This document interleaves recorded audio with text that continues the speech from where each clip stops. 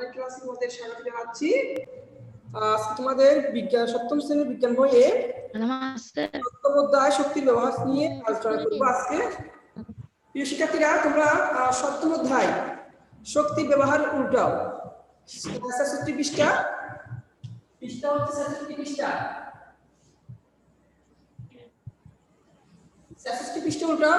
সেখানে দেখতে পাবে যে সপ্তম অধ্যায় পৃষ্ঠা 66 পৃষ্ঠায় সপ্তম অধ্যায় শক্তির ব্যবহার। আজকে শক্তির ব্যবহার নিয়ে তোমাদের সাথে আলোচনা করবো এবং সেটাই পড়াবো। তো প্রিয় শিক্ষার্থীরা দেখো, স্যার আজকে বলে আমাদের বই দিবে। তোমাদের বই এখনো সবগুলো আসেনি, বুঝছো? যদি বইগুলো সবগুলো আসে তাহলে তোমাদের ক্লাস টিচারে তোমাদেরকে ফোন দিবে, ফোন দিয়ে বলবে তখন আসবে, কেমন? এখন সবগুলো বই আসেনি, সেই জন্য। দেখো প্রিয় শিক্ষার্থীরা, আমি পার্ট 1 থেকে পার্ট 5 পর্যন্ত পড়াবো। তো সেখান থেকে তোমরা যা শিখতে পারবে সেটা হচ্ছে শক্তি ও কাজ ব্যাখ্যা করতে পারবে, 2 শক্তির বিভিন্ন রূপ ব্যাখ্যা করতে পারবে, আর 3 শক্তি রূপান্তরে পারস্পরিক সম্পর্ক বিশ্লেষণ করতে পারবে। মানে পার্ট 1 থেকে 5 পর্যন্ত এইগুলো থেকে এগুলো শিখতে পারবে তোমরা। তো প্রিয় শিক্ষার্থীরা দেখো, দৈনন্দিন জীবনে আমরা বিভিন্ন কাজের সাথে কি জড়িত। প্রিয় শিক্ষার্থীরা, আমরা কি দৈনন্দিন বিভিন্ন কাজের সাথে আমরা জড়িত না? হ্যাঁ, মায়ের কাছে তোমরা হেল্প করো, সহযোগিতা করো, কেমন? ছোটখাটো কাজে, কেমন? এরপর দেখো, কাজের সাথে সম্পর্ক রয়েছে শক্তি ও ক্ষমতা। যেমন ধর তোমার শক্তি নেই, তুমি দুর্বল, আর তুমি কাজ করতে পারবে না। তো কাজ করতে হবে কি দরকার হয়? শক্তির দরকার হয়, ক্ষমতারও দরকার হয়। তা দেখো প্রিয় শিক্ষার্থীরা, এছাড়া রয়েছে শক্তির বিভিন্ন রূপ এবং এদের এক রূপ থেকে অন্য রূপে রূপান্তরের প্রক্রিয়া। পাশাপাশি রয়েছে নবায়নযোগ্য ও অনবায়নযোগ্য শক্তির ব্যাপার। তেমনিভাবে শক্তির সংকট নিরসনে আমাদের শক্তি সংরক্ষণের পাশাপাশি বিকল্প শক্তি সন্ধান করতে হচ্ছে। তো প্রিয় শিক্ষার্থী, আজকে আমি পড়াবো যে পার্ট 1 থেকে 5 এখানে কাজ, ক্ষমতা ও শক্তি নিয়ে আলোচনা করব। তার পার্ট 2 ও 3 আলোচনা করব শক্তির রূপ 68 পৃষ্ঠায়, আর পৃষ্ঠা নম্বর 70 পৃষ্ঠায় পার্ট 4 ও 5 শক্তি রূপান্তর নিয়ে আলোচনা করব। তো আসো প্রিয় শিক্ষার্থীরা, প্রথম আমরা পার্ট 1 নিয়ে আলোচনা করি। তোমরা 67 পৃষ্ঠায় উঠাও। 67 পৃষ্ঠায় কাজ, ক্ষমতা ও শক্তি। দেখো প্রিয় শিক্ষার্থীরা, সেখানে দেখো, এখানে দেখতে পাবে তোমরা 3টে চিত্র আছে, 1টা 2টা 3টা। প্রথম আলোচনা দেখো, প্রথম চিত্র কি হচ্ছে? একজন শিক্ষার্থী পড়ছে। দেখো তোমরা বই খাতা কলম নিয়ে কি টেবিলে পড়তে বসো, সেভাবে একজন শিক্ষার্থী কি পড়তে বসেছে, কেমন? তার এখন দেখো দ্বিতীয় চিত্রে আছে কি? একজন ফুটবল খেলছে। একজন কি খেলছে? ফুটবল খেলছে। তৃতীয়জন কি করছে? দেখো, তৃতীয়জন একজন মাথায় একটি বোঝা নিয়ে দাঁড়িয়ে আছে, কেমন? তার প্রিয় শিক্ষার্থীরা, এখানে 3 রকম চিত্র দেখতে পাচ্ছ, কেমন? একজন পড়ছে, একজন ফুটবল খেলছে এবং একজন বোঝাটা নিয়ে কি হচ্ছে? দাঁড়িয়ে আছে, কেমন? তো প্রিয় শিক্ষার্থীরা দেখো, এখানে উপরে চিত্রগুলো দেখে কি মনে হচ্ছে? হ্যাঁ, প্রথমত ছবিতে যে শিক্ষার্থী পড়ছে আসলে সে কি কোনো কাজ করছে? দ্বিতীয় ছবিতে যে ফুটবল খেলছে সে কি কোনো কাজ করছে? আর তৃতীয় ছবিতে যে মাথায় বোঝা নিয়ে দাঁড়িয়ে আছে সে কি কোনো কাজ করছে? সাধারণত আমাদের কাছে উপরের প্রত্যেকটি উদাহরণে কাজ করা মনে হচ্ছে। হ্যাঁ, যে উদাহরণ 3টা চিত্র দেওয়া হয়েছে, ও 3টা চিত্র দেখে মনে হচ্ছে যে 3জনই কি কাজ করছে। হ্যাঁ, কিন্তু বিজ্ঞানের ভাষায় কাজের একটি সুনির্দিষ্ট কি আছে? অর্থ আছে। কিসের ভাষায়? বিজ্ঞানের ভাষায়, কেমন? তো প্রিয় শিক্ষার্থীরা দেখো, তাহলে প্রত্যেকটি সহজ কথায় কাজ তখনই হবে যখন কোনো বস্তুর উপর বল প্রয়োগে তার অবস্থানে পরিবর্তন হবে। অনেক সময় দেখি মিউট আসে, যেখানে ওই যে মনির একটা আছে, দেখা যায় মিউট আসে। আনমিউট আছে কি?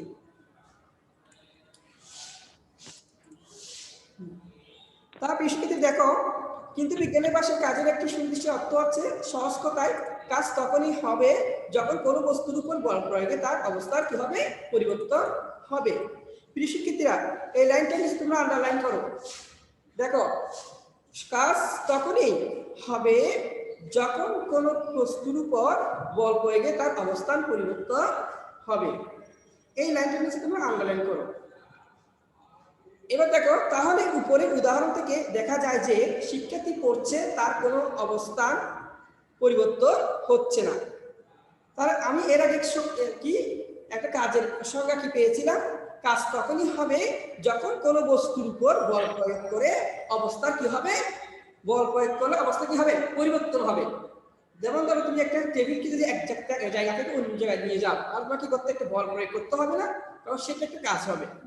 দেখেন দেখতে প্রথম চিত্রে দেখা যাচ্ছে কি শিক্ষার্থীরা যে একটা শিক্ষার্থী পড়ছে, কেমন তাহলে বুঝা যাচ্ছে কি যে শিক্ষার্থী পড়ছে তার অবস্থার পরিবর্তন হচ্ছে না, বা যে মাথায় বোঝা নিয়ে দাঁড়িয়ে আছে তারও অবস্থার কোনো পরিবর্তন হচ্ছে না।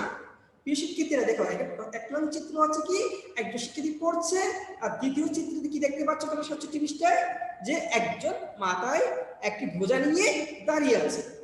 যে পড়ছে হ্যাঁ তাহলে কি এখানে কোনো অবস্থা পরিবর্তন হচ্ছে না। একজন পড়ছে টেবিলে বসে, একজন বোঝা নিয়ে দাঁড়িয়ে আছে। তাহলে দেখো যে শিক্ষার্থী পড়ছে তার কোনো অবস্থার পরিবর্তন হচ্ছে না, বা যে মাথা বোঝা নিয়ে দাঁড়িয়ে আছে তার কোনো অবস্থার পরিবর্তন হচ্ছে না। ফলে বিজ্ঞানের ভাষা এই দুই ক্ষেত্রে কোনো কাজ সংঘটিত হচ্ছে না। এখানে যে ফুটবল খেলছে তার অবস্থা কি হচ্ছে পরিবর্তন হচ্ছে, কিন্তু শিক্ষার্থী দেখো যে ফুটবল খেলছে তার কি হচ্ছে অবস্থা পরিবর্তন হচ্ছে। সে ফুটবলকে নিয়ে মাঠে এই প্রান্ত থেকে ওই প্রান্ত চলে যাচ্ছে গোল দেওয়ার জন্য। তাহলে গোল পোস্টের একদিক থেকে অন্যদিকে কি গোল দেওয়ার জন্য সে বলকে কি বিভিন্ন পাশ কাটিয়ে সে নিয়ে যাচ্ছে গোল করার জন্য। তা সে কি হচ্ছে অবস্থার পরিবর্তন হচ্ছে, তা সেটা কি হচ্ছে কাজ। কেমন তাহলে দেখো শিক্ষার্থীরা তার যে ফুটবল খেলছে তার অবস্থা পরিবর্তন হচ্ছে, ফলে সে কাজ করছে। বিজ্ঞানের ভাষায় আমরা বলতে পারি কোনো বস্তুর উপর বল প্রয়োগ করে বস্তুটিকে বলের একদিকে এক স্থান থেকে অন্য স্থানে সরানো হলে কাজ কি হয় সম্পূর্ণ হয়। কেমন কাজের সাথে দুটি বিষয় সম্পর্কযুক্ত, একটি হলো বল, অপরটি হলো কি বস্তুর অবস্থা পরিবর্তন। কেমন তাহলে দেখো শিক্ষার্থীরা বিজ্ঞানের ভাষায় কাজ হলো বল ও বস্তু কর্তৃক বলের দিকে অতিক্রান্ত দূরত্বে কি গুণফল। এবার শিক্ষার্থীরা হচ্ছে একজন রিক্সা চালককে রিক্সা চালিয়ে এক স্থান থেকে অন্য স্থান কি হয় যেতে কি করতে হয় যে কাজ করতে হয়। একজন রিক্সা চালক যে প্যান্ডেল মেরে যেগুলো হয়, এখন যে মোটর সিস্টেম রিক্সাগুলো আছে ওগুলো না, যে একজন রিক্সা চালক প্যান্ডেল চালিয়ে সে শক্তি খরচ করে কি করছে একটা রিক্সাকে একদিক থেকে অন্যদিকে নিয়ে যাচ্ছে।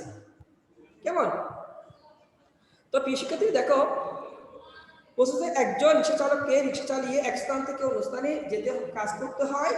ধরা যাক একই দূরত্ব থেকে যেতে একজন রিক্সা চালকের 10 মিনিট লেগেছে, আবার অন্যজনের লেগেছে কত মিনিট 15 মিনিট। তা এখানে দুজনের মধ্যে কাজ করার হার বেশি কার? তাড়াতাড়ি কাজ করার সাথে ক্ষমতার ব্যাপারটি আবার কি জড়িত। কেমন কোনো কাজ কে কত তাড়াতাড়ি করতে পারে তা দিয়ে তার ক্ষমতা কি বোঝা যায়। অর্থাৎ যে যার ক্ষমতা বেশি সে তাড়াতাড়ি কাজ করতে পারে, যার ক্ষমতা একটু কম সে একটু স্লোলি মানে আস্তে আস্তে কাজ করতে পারে। তো ক্ষমতার উপর নির্ভর করে কে তাড়াতাড়ি কাজ করছে কে আস্তে কাজ করছে। কেমন তো প্রিয় শিক্ষার্থী দেখো যে রিক্সা চালকের কোন জায়গায় যেতে সময় কম লাগে তার ক্ষমতা বেশি, আর একটা রিক্সা চালিয়ে যাচ্ছে যে একজন রিক্সা চালাচ্ছে কেউ সেই জায়গায় একজন যাচ্ছে হয়তো 10 মিনিটে লেগেছে যেতে, একজন লেগেছে কত 15 মিনিট। তো এটা নির্ভর করে কিসের উপর? ক্ষমতার উপর। যার ক্ষমতা বেশি তাকে সে ততটুকু কাজ করতে পারে। তো আমরা ক্ষমতা পাই মোট কাজকে মোট সময় দিয়ে ভাগ করি। কাজের সাথে সংশ্লিষ্ট আরেকটি ব্যাপার দেখা যাক। দুজন শিক্ষার্থী সিদ্ধান্ত নিল যে তারা স্কুলে খেলার মাঠটিকে মোট 5 বার কি করবে প্রদক্ষিণ করবে। কেমন শুরু করার কিছুক্ষণ পর দেখা গেল একজন দুইবার প্রদক্ষিণ করে বসে পড়লো। মানে দুইজন শিক্ষার্থী তোমরা কৃষিক্ষেত্রে দেখো এখানে ওই নেট ডিস্টার্বের কারণে একটু ডিস্টার্ব হচ্ছে।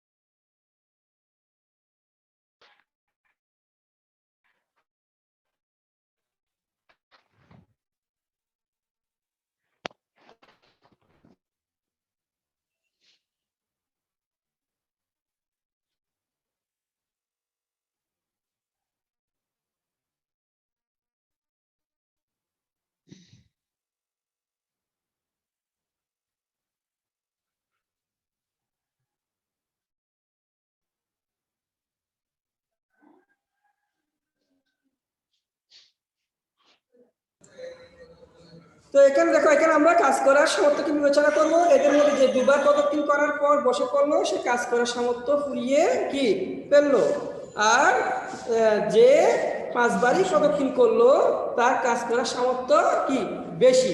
তো বিজ্ঞানের ভাষায় কাজ করার এই সামর্থ্যই হলো শক্তি। এখানে দেখা যাচ্ছে যে কাজের সাথে শক্তি সরাসরি কি সম্পর্ক যুক্ত। শক্তি ও কাজ মূলত ভিন্ন কিছু নয়, কাজ করার জন্যই প্রয়োজন হয় কিসের শক্তি। তা প্রিয় শিক্ষার্থীরা, কাজ করার জন্যই কিসের প্রয়োজন হয় শক্তির প্রয়োজন হয়। যার যত বেশি শক্তি সে তত বেশি কাজ করতে পারে। এই কাজ এর পরিণাম দিয়েই শক্তিকে কি করা হয় পরিমাপ করা যায়। কাজের এককেই হলো শক্তি একক। তাহলে কাজের এককে কি হয় কি প্রিয় শিক্ষার্থীরা, কাজের একক হচ্ছে শক্তির একক, অর্থাৎ শক্তির একক হলো কি জুল। শক্তির একক কি জুল। শিক্ষার্থী শক্তির একক কি, শক্তির একক হচ্ছে জুল। মনে রাখবে, এটা নিচে আন্ডারলাইন করে রাখো। প্রিয় শিক্ষার্থীরা এবার আমরা আসি পার্ট 2 ও 3 শক্তির রূপ।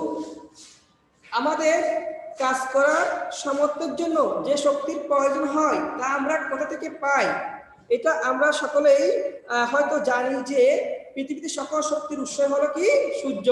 প্রিয় শিক্ষার্থীরা এই লাইনটা নিচে একটু আন্ডারলাইন করো, খুবই গুরুত্বপূর্ণ যে পৃথিবীতে সকল শক্তির উৎস কি, পৃথিবীতে সকল শক্তির উৎস হলো সূর্য। তাছাড়া আমাদের চারপাশে রয়েছে শক্তির বিভিন্ন উৎস, যেমন তোমরা নিশ্চয়ই গ্যাস দিয়ে রান্না করতে দেখেছো। কৃষিক্ষেত্রে তোমাদের বাসায় তোমার মায়েরা দেখেছো যে ওনারা কি করছে গ্যাসে রান্না করছে। হ্যাঁ, গ্যাসে রান্না করছে তোমরা দেখতে পেয়েছো। আবার দেখেছো কিভাবে তেলকে জ্বালানি হিসেবে ব্যবহার করছে। মূলত উভয় ক্ষেত্রে আমরা গ্যাস বা তেলকে জ্বালানি হিসেবে ব্যবহার করে শক্তির যোগান দিয়েছি। এখন আমরা বিভিন্ন প্রকার শক্তির রূপ নিয়ে কথা বলবো। আজ কৃষিক্ষেত্রে আমরা আসি যান্ত্রিক শক্তি। মনে করো তুমি দূরাচ্ছ বা একটি গাড়ি চলছে, এই দুই ক্ষেত্রে গতি আনতে কাজ করতে হচ্ছে। আবার তুমি একটি নিচ থেকে উপরে উঠিয়ে ছেড়ে দিলে অথবা গুলতি দিয়ে একটি আম পাড়ার চেষ্টা করছো। ধরো কৃষি ক্ষেত্রে যে গ্রীষ্মকাল সামনে এই যে আম, হ্যাঁ আম গাছে আম ধরছে, মুকুল আসছে আস্তে আস্তে, যখন আম বড় হবে তখন তোমরা কি একটা আম গাছ দেখছো, আম দেখছো। হ্যাঁ,